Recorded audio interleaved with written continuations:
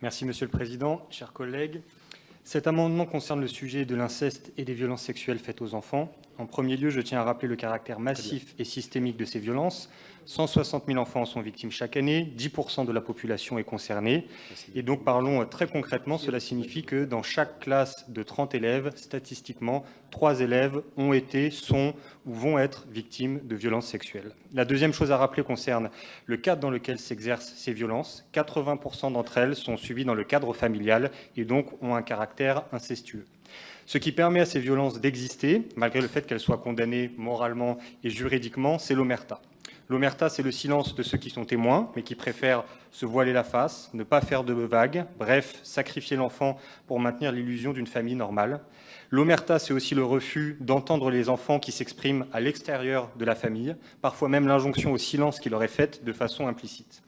C'est donc sur ce sujet de l'omerta que porte mon amendement. Il reprend en effet une recommandation de la Civise, qui a réalisé un travail exemplaire ces derniers mois en recueillant plus de 16 000 témoignages de personnes victimes de violences sexuelles. Et je tiens d'ailleurs à saluer ici le travail de la Civise et de ses deux coprésidents, Nathalie Mathieu et Édouard Durand.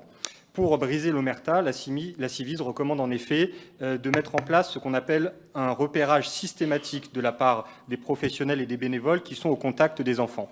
Mais un repérage systématique, cela nécessite en effet de pouvoir soutenir les professionnels qui recueillent cette parole. Comment réagir, comment signaler sans prendre de risques juridiques. Il y a donc besoin de mettre en place cette cellule. La proposition de mon amendement était là, un montant d'1 million d'euros. Je vois que Madame la rapporteure propose 1,5 million. Je la remercie pour cette générosité, mais je crois qu'en tout cas, l'essentiel, c'est que le plus vite possible, cette cellule soit mise en place. Merci. Allez, on passe au vote. 1085 qui est pour.